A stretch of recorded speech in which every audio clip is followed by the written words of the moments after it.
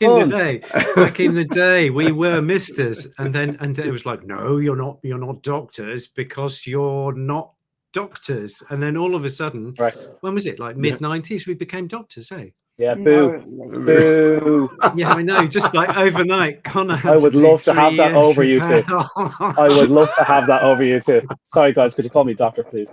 And we'll call you honorary doctors. But look, it's fine. Don't worry about it. Okay. So come on, Connor, tell us what you're up to, because I know you're enjoying life. I am down in a mobile home in cold, wet weather.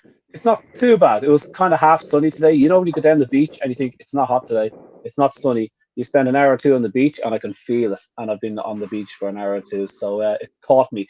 And we have an inflatable canoe. I highly recommend them, guys. You like, it's really good quality, almost like the things that you stand on and paddle, but you sit into it. It's actually it's a canoe. You sit in, not a kayak. A kayak's when you sit on top. Of canoes you want to sit in, and it takes two people or two kids and an adult.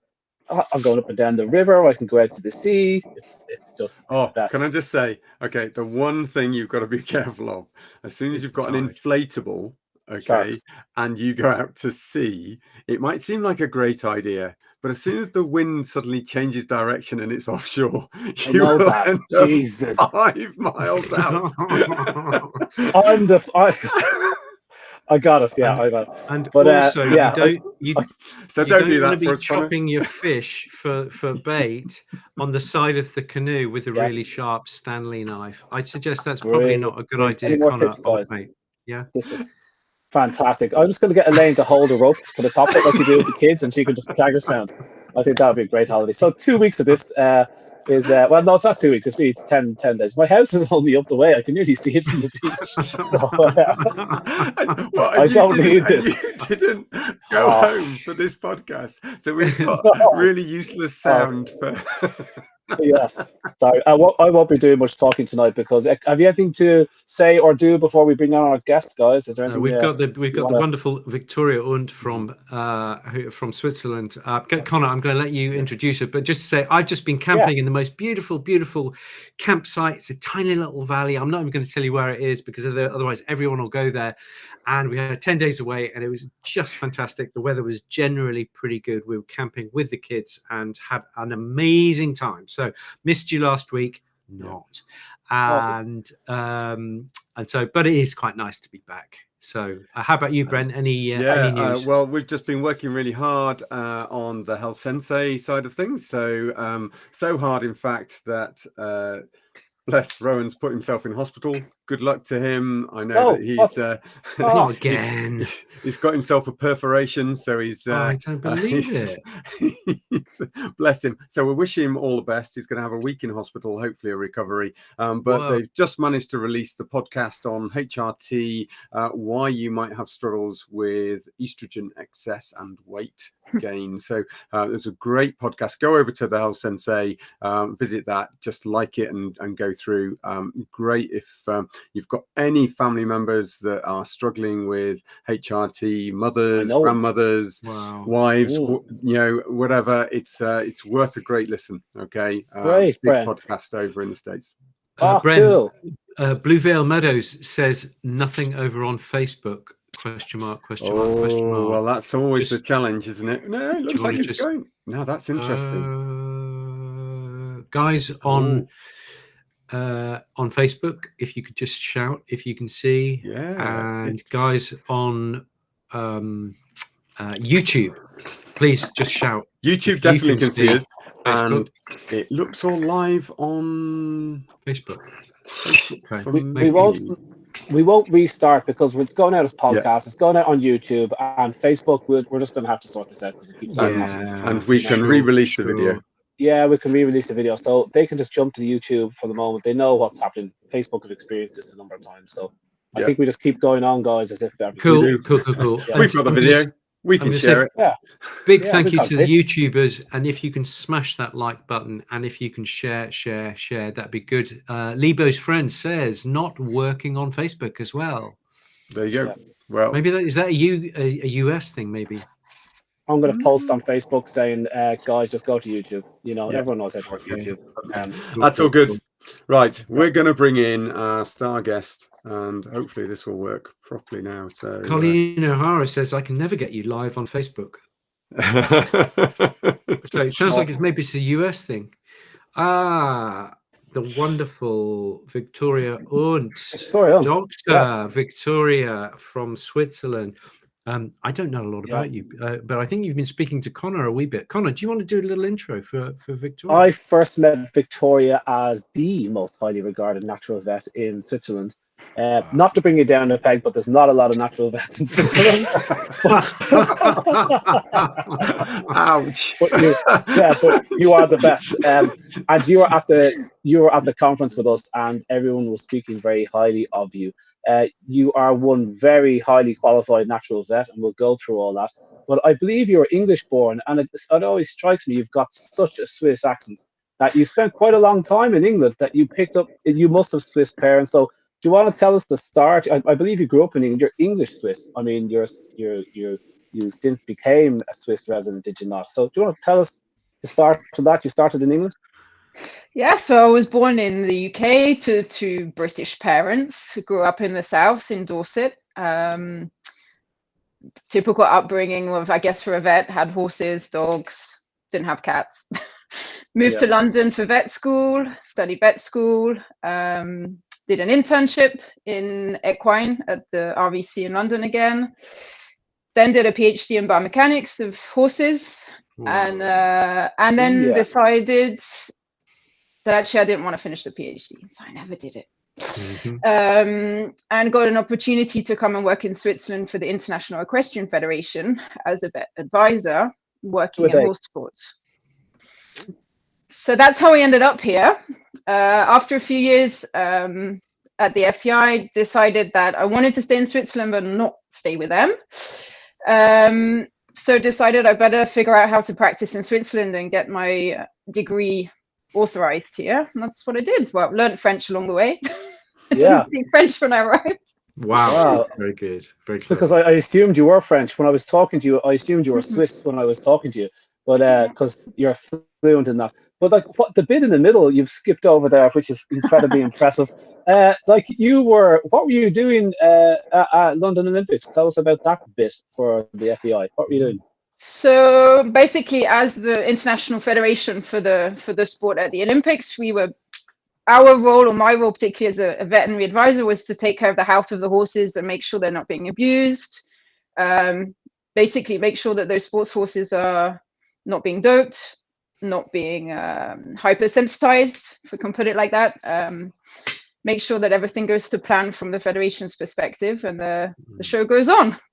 So, Nice. So basically, I was behind the scenes a lot, in the barns, looking over horses, seeing what people are up to, how they were preparing their horses, not just physically, but maybe from a veterinary perspective as well. And a lot of those horses are getting acupuncture, and not just at the Olympic Games, but at different competitions I was going to. So when I had to sit down and said, well, I want to stay in Switzerland, what do I do? And I somehow decided to go and take an acupuncture course. Honestly, I had no idea that there was Western acupuncture, Chinese acupuncture, traditional Chinese medicine, nothing. But I happened to go to Qi Institute at the time and learned traditional Chinese, and never looked back. Completely changed my life, everything. Wow. Yeah. Like a window into other therapies that might exist that you hadn't even heard about as a young trained vet. Isn't that incredible that wasn't even mentioned in, like, and maybe in the future, guys, you might look into these other therapies that are used a lot by the top animals on the planet. I mean, that's incredible. Yeah, and there's more and more evidence-based medicine around acupuncture. I mean, the WHO accepts it as a valid pain treatment. I mean, we can treat other things with acupuncture and Chinese medicine. But I was really shocked after the first week. It was a week on site, and then several times I went back to Spain. But after the first week, I remember I came back and I said, why did I never learn anything about acupuncture, that it even existed? Nothing about the evidence medicine behind it, nothing. It was really kind of disappointed, but then suddenly this new world opened. So super excited. It's because it doesn't sell drugs, Victoria. That's why you weren't taught about it. And how did you go from there? So you discovered acupuncture, and then what other holistic therapies did you get into? In small animals, I presume, as well. Everything. Yeah. Well, I've been a member of the Raw Feeding Vet Society more or less from the beginning, hiding out behind. Awesome. But I remember very clearly in that first acupuncture course, my teacher saying, "Stop the kibble. It's totally bad. It's too hot, too much yin deficiency, etc., etc., etc." And I thought, this woman is crazy. What is she talking about? I mean, we're supposed to feed kibble, right? That's what we learn. And now, 10 years later, I'm like, no kibble, please, no kibble. Totally convinced. So yeah, I'm doing a lot of fresh food. I did the CIVT course last year, so about formulating and balancing and so on fresh food, which is something our colleagues are quite critical of, shall we say. So I can do a FEDIAF diet raw if you like. If you want. Yeah, Cool. if you want it. And then I studied like Chinese food therapy, Chinese herbals, balanced method acupuncture. I dabble a bit in other things, but principally I'm around the Chinese side, and I'm going to start a chiropractic course in the next few months. Oh, wow. Awesome. Love it. Are And you how busy did you get over interested in ticks and the whole kind of tick-borne disease stuff, which you're going to be presenting this evening? How did that manifest? It's bread and butter, right? It's everyday stuff. But basically what I realized, and for a long time I didn't feel confident enough in my French to launch anything, but I realized that the French-speaking community have very little about holistic veterinary medicine. And so I decided that I would start communicating about it. And I started a small blog. It's not very big at the moment. I need to write a bit more. But basically at my practice 6 weeks ago, we did a kind of open day where I did 15-minute presentations on a whole load of subjects, including vaccines and cytopoint and ticks, among other things, and food and so on and so on. So I did a bit of a delve into the tick side because with my background, I can't not go looking for information. So I was looking at the data sheets in Switzerland. I was looking at the ESCCAP to try and find published information that our colleagues would be on board with. And that's how it came about. Cool. What did you find, Victoria? I believe you have a few slides there. Yeah. Do you want to put the slides up? And yeah, I do. Do you want to present for 15 minutes and then we'll pick your brains, or should we just jump in as we go along? What would you prefer? Feel free to jump in. Let's keep this interactive. It's more fun that way. Yeah. Well, we're going to put the slides up so people can see them, and then we can ask questions in the background, so you'll still hear us chirping in at various points. Yeah. Yeah. So the first thing is the tick life cycle, and it's really important to understand this because we have the adults. They're going to lay their eggs. Then they're going to develop into larvae and then into nymphs and then back to adults. Well, back to adults who are then going to lay their eggs again. And what I didn't know, and I hadn't ever learned about actually, is that for most tick-borne disease, there's no transovarian transmission. So when the adult lays the eggs, if that adult was infected with a tick-borne disease, for the most part, those diseases are not transferred, with few exceptions. And I was like, wow. So, we're always worried about these little larvae that when they attach to the dog or the cat or the horse, whoever, like maybe we miss them. But those guys are naive, actually. Like, they're not infected. That's crazy. I was amazed by this. Yeah. So they get infected when they jump on an infected deer or sheep or something that's just comes wandering past. Okay. Yeah. So the little guys, the larvae that are really, really really small, a couple of millimeters. Normally they'll attach to smaller hosts, so they'll go to like mice or rats or birds, and then if the first host is infected, then they potentially get infected. Oh, okay. So those guys are naive. If they happen to jump on a host that's infected, then they get infected. But if the first host is clean, then they're not going to get infected with disease, and then they're not going to transfer it to the next host either. Can they get infected on the next host, or the third or the fourth host? Yes. So each cycle. So the larvae have one host, then they feed, then they drop off, and then they hang around. It can be a while. They develop into nymphs, and then they will attach to the second host. Okay.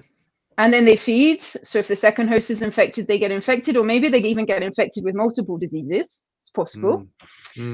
So at each cycle or each stage of the cycle, there's an increased risk that the tick is going to be infected.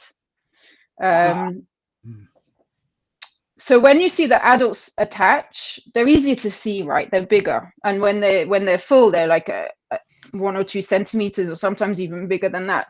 And I have a lot of clients, they stress because of these really small larvae, and actually those larvae, for the most part, then they're not transmitting disease. Cool. It's interesting. They're victims. They are. Poor guys. Poor guys. Interesting. Yeah. Bren, is that the largest the I think image would go? it's the screen share is just has changed your format slightly, your Okay. presenting thing. So I was just bringing you in, Victoria, just as we just go through some other bits. You said there was some exceptions. What's the exception to that vertical transmission? So I'm actually just trying to pull that up. I'm sorry. Okay, no, that's okay. I had this in big capitals. So yes, Babesia or Pyroplasmos. So Babesia, as we should call it now. Yeah. Okay. Which actually you guys don't have in the UK, so it's kind of redundant in the UK. Oh, except for that odd case in Nottinghamshire that came up from a dog brought in from abroad. In fact, I think it was associated with a dog brought in from abroad, but then the tick transferred to a dog that had never been abroad, which is why there was a concern. Because of that tick life cycle, I'm sure. So maybe it came in a larvae or whatever. But as a general rule, you guys don't have Babesia, which good for you. Yes.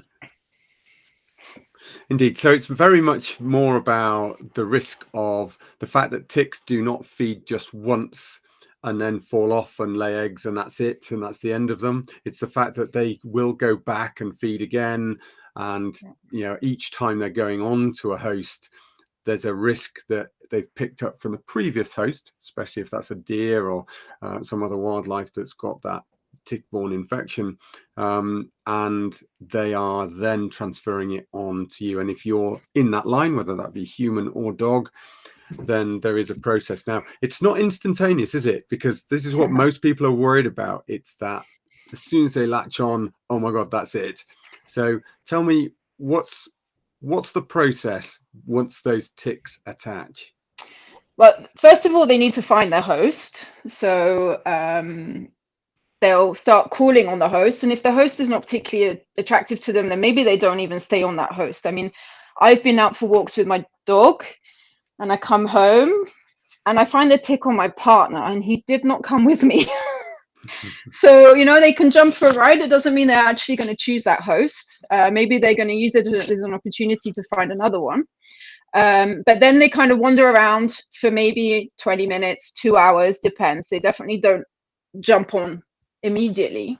But what I find really interesting is that actually, depending on the disease and the type of tick, the transmission time is quite variable. So if you look at the slide, the Lyme disease, which is what we mostly discuss, right? Actually, it takes from the first opportunity, should we say, the minimum attachment time is 16 hours, 16 to 24 hours. Bloody hell. Yeah. Wow. So if you're doing a check on your dog or cat, well, mostly dogs because cats seem to be less affected anyway. If you're checking your dog once a day really thoroughly, the risk of Lyme is not great, huh? Wow, that's very reassuring. I mean, checking them and removing the tick. You don't just look at it and go, oh, that's nice, just keep it in place. But check the dog, remove the tick. Actually, if you're able to get them off in that 16, 24-hour window, then your risk is nearly nothing, right? Wow. I'm just going to emphasize that, guys, when you're watching. So if you check your dog at some time during the day, if the day is 12 hours long, say, if you check them at least once during that period, ideally towards the end of the day when they come back from their second or third walk of the day, and you check them really thoroughly and you just remove any tick you find, the chance of getting Lyme disease is virtually zero. But That's what a really about great point. What about a large hairy dog? I mean, my chances of finding everything on even Dudley, Cocker Spaniel, who can grow, hair quick. Well, you just swap him out for a whippet, mate. Then that's a good idea. Thanks. Yeah, I can just shave him. You do a dog transplant for a proper dog. I'll tell you what's making me uneasy, Victoria, is that column in the middle, which I know you're going to get to. Risk of ticks being infected with Borrelia is some studies saying 30 to 60% of ticks. In Switzerland. What? In Switzerland, that's what we have. Yeah. In my region, we're actually more like 70% in some reports. But no, it's quite a different situation here to the UK. But if I just go forward to my UK evaluation, on the UK government website, they have written that 4% of ticks in the UK, Ixodes, are infected with Lyme disease. 4%, maybe increasing to 8 or 10% in some regions at some times of the year. Yeah. So 4% risk. It's better. That's better now. Because that also depends upon where in the UK as well, doesn't it? Because we've got variation depending on whether you're on the west coast and in the wet and warm, all the way down to the south and south coast. And who was looking? Because we had the UK, which was backed by Nottingham or Bristol University, one of the two. The professor of it, he backed that big tick project. And they released a study saying, I mean, it got published and it said 30% of UK dogs walking around with ticks. And that figure was absolute nonsense. It even said in the methods, this may be because of the way we collected the samples. And it's like, you even admit it. So I wonder, is there a healthy dose of dodgy tick drop information in there? And who paid for the study? Sorry. Exactly. Yes. Who's paying for the pizza? Exactly. Yeah. Okay. So if you're getting these small nymphs or larvae that maybe haven't already been infected, obviously the further you go along in the life cycle, the more risk you have. But I found that really actually quite shocking that in the UK, on the government website, it's written 4% of ticks are infected with Lyme disease. Okay. Crazy. So I actually don't know if I did check. Marylim is available in the UK, right? Guys are vaccinating against Lyme disease for dogs in the UK. Yes, there is a Lyme disease vaccine by Merial. Yeah. So we have it here. Yeah. Oh. It's quite controversial. How good is it, and how safe is it? I don't advise it. It's quite controversial. I think it's very similar because as one of the spirochetes, it's very similar in its production to the leptospirosis vaccines. Yeah. And so we all know the risks. If you don't know the risks, please look at our leptospirosis vaccine video from 18 months ago. Yeah. That's up there. You can see that video at any time. But the real risks are, if the reaction is more likely than the risk of disease, you've got to think really carefully about taking those vaccines. Yeah. So now I do know that the Merial are the ones that have at least tried to take out diamersal out of the process, and they've also taken out the aluminium hydroxide as the adjuvants in many of these vaccines, as they've done with one of their leptospirosis vaccines.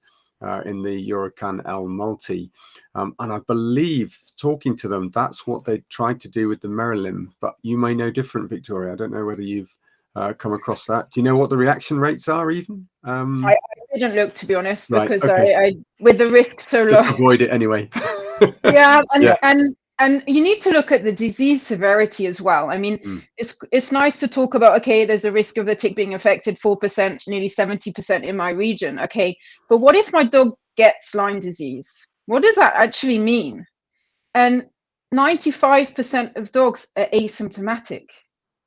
That's so even if you're unlucky enough to get infected with Lyme disease, for a lot of dogs, they don't have clinical disease. I'm not saying it's good to be infected by the Borrelia, but is it actually causing a problem? Oh, that's Well, interesting. that's interesting. I certainly would have a debate with you about chronic inflammation and how Sure. we and dogs often will try and prevent symptoms coming forth of Lyme's, but the consequences can be long-term chronic issues with inflammation. And that for some is marked, and I have treated a number of dogs that have been stuck in that and had to go through effectively treating Lyme's to get them out of it. And there are some good methods out there that are talked about, certainly on the complementary medicine side of, and functional medicine, getting them through. But absolutely, I mean, it's one of those really hard diseases in people to diagnose quite often, especially when they're sort of 3-4 years into post-infection. And I think very similarly, I'm seeing that with dogs. If they've sort of had the ticks, I mean, I literally was speaking to somebody, and hi, if you're out there and you're listening today, speaking to somebody this week whose dog, we'd been through chronic inflammation, very similar to another case of mine. And I'd asked several times about ticks, but they live in Lincolnshire. Lyme's disease, almost unheard of in those sort of areas. But actually, one of the considerations is that when this dog was a puppy, before all of its conditions started and it had problems, was that it had a tick infestation back in Cornwall when they went on holiday. And they sort of was young, they didn't really know much about ticks, didn't know enough necessarily to get them all off in time. They'd spotted them and then started taking them off. Hadn't had any prevention treatment or anything. So I think it's one of those things. Do look out if you've got a dog with chronic inflammatory disease.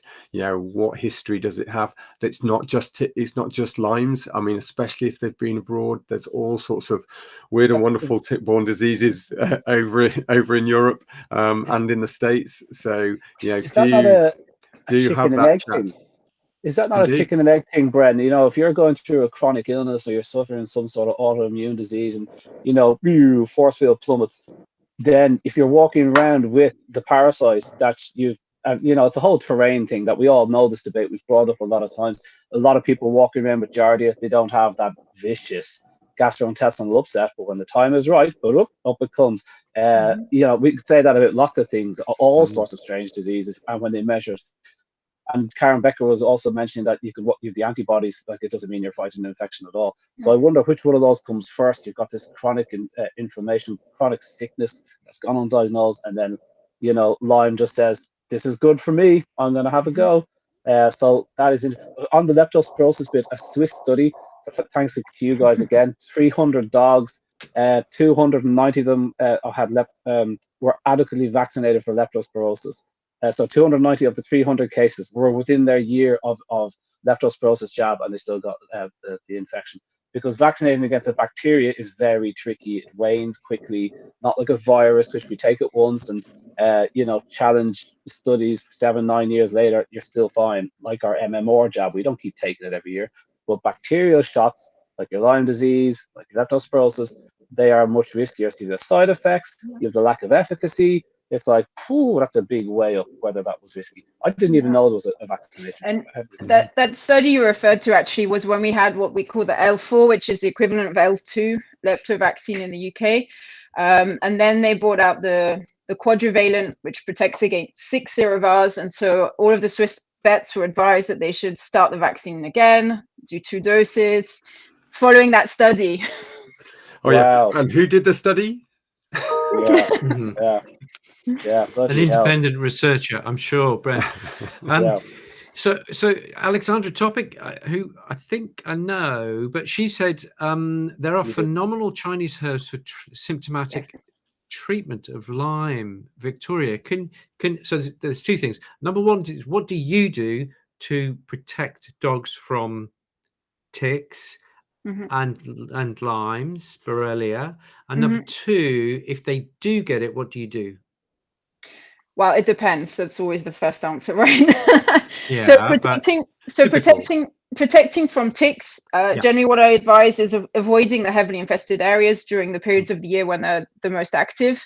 In our case, it's spring and autumn. In hot summer, Once we get over like 30 degrees and we don't have so much humidity, generally we're a bit safer.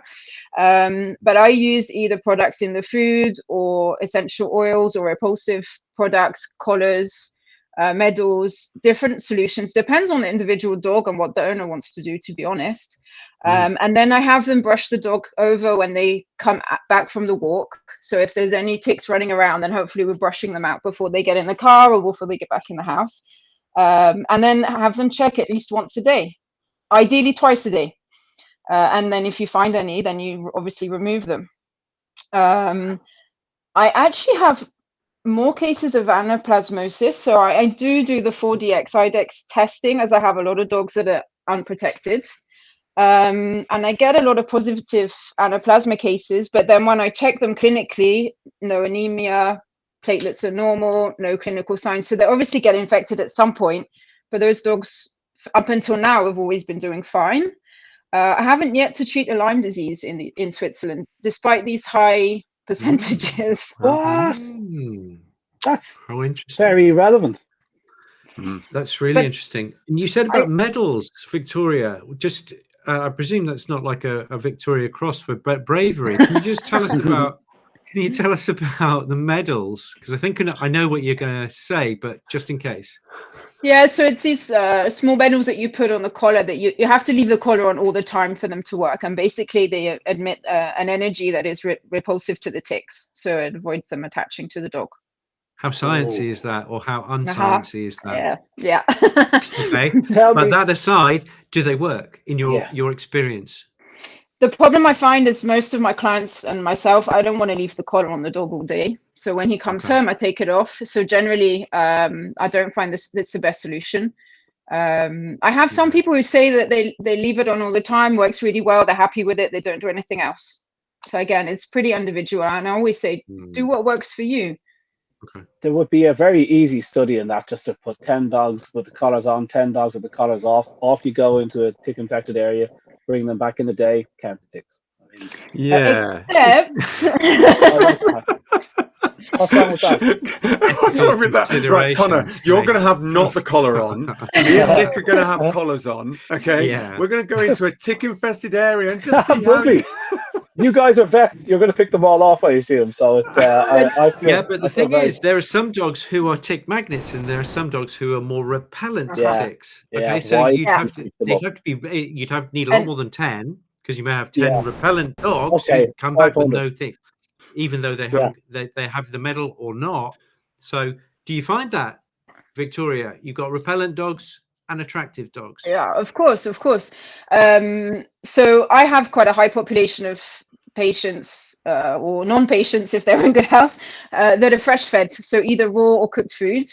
And so we always say that a dog or a cat that is in better health, and it's less of a magnet to these parasites.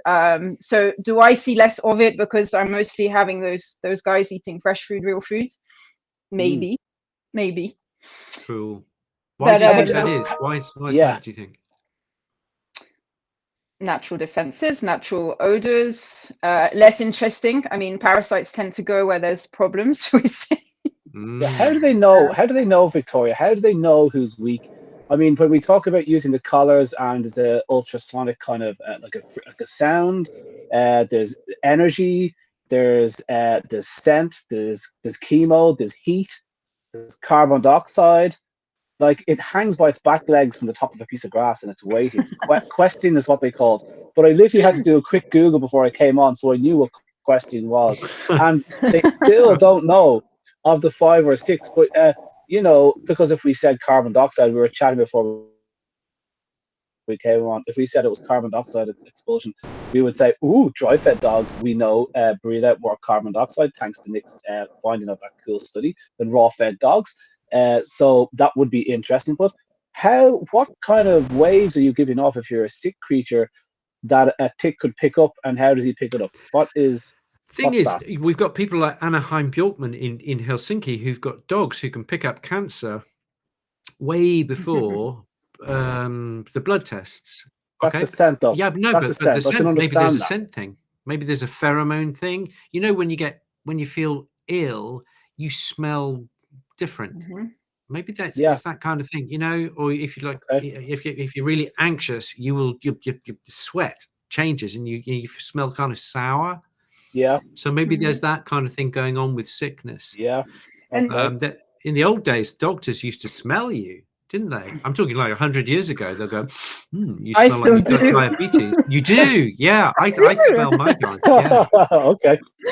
Interesting, Victoria. It's one of the basics of Chinese medicines. Wow. Smells. Wow, that's cool. I love it. Yeah. Do you know anything about the attachment of these ticks, Victoria? Like, I mean, is there, what other defenses is there aside this metal that you use? What about oils, like herbal oils? I know rose geranium oil has great reputation, but is that something you use? Yes. Is there much herbal stuff? Yeah, totally. I have several different formulations of kind of like spot-ons that you apply at different intervals on the skin. Maybe you put it on before you go out, or I have some people who make up their own products. I quite like a product that has apple cider vinegar and garlic in it, and honestly, that product works really well. If I forget, it's getting a tick. And I have a few people who tell me the same thing. So yeah, ACV and garlic on the skin. In the food. In the food. Okay, yeah. Cool. Old school. Garlic. Yeah. Yeah, there's products like that, like ticked off and things like that in the UK as well. Yeah, they mix those sometimes with echinacea as well in those products. Dermadog I use. Those draining Dermadog. I'm glad you said that, Connor. Thank you. Yeah. This is my wife.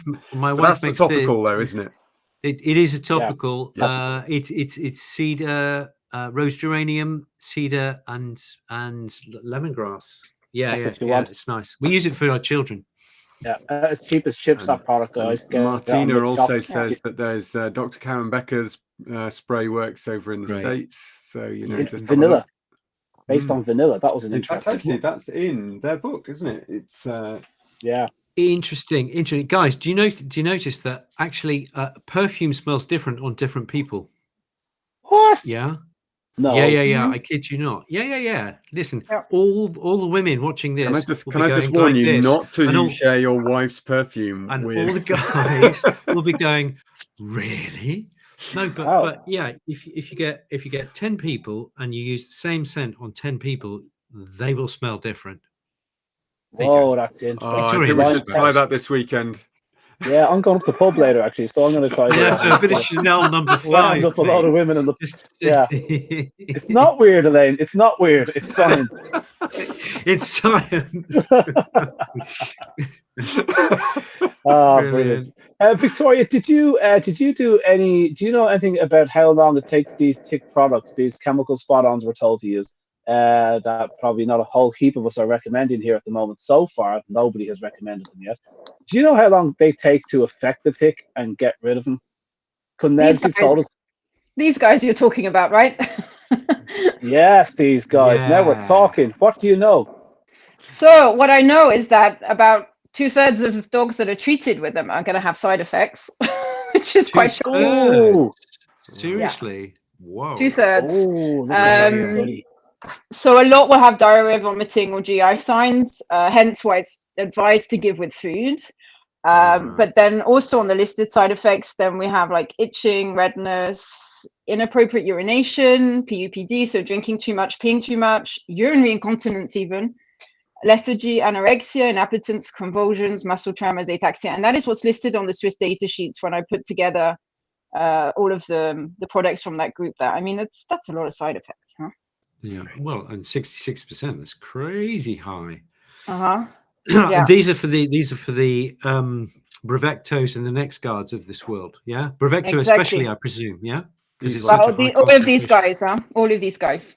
Okay, Credelio and Simparica. Next guard, Simparica. Yeah. Okay. And also some fipronils and things like that. So fipronil. That's the next slide. Funny you should say that. Huh? Because there was a really nice study a few years ago looking at the behavioral effects of giving fipronil, which probably doesn't work for ticks anyway. For some years now, but it actually changes the emotional and cognitive behaviors of dogs. I mean, that's kind of scary too, right? Oh, I haven't seen that.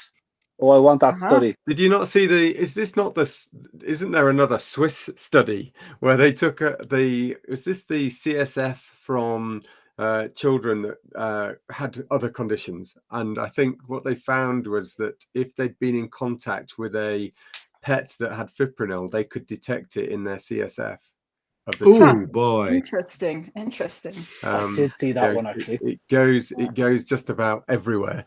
But yeah, I mean, so many people have seen this product around for so long that they think it's so uber safe. But isn't it one pipette can kill a whole hive of bees in about 10 times over? It's horrendous in the levels of toxicity to insects. Full stop. They found in unborn children as well, didn't they? Was that the same study, Bren, or was that another study that Rodney? I think that was another study. Yeah. Unborn children they're finding in. And didn't Rodney say that he'd done some studies before and after, and that it impacted it was noticeable impact in the microbiome?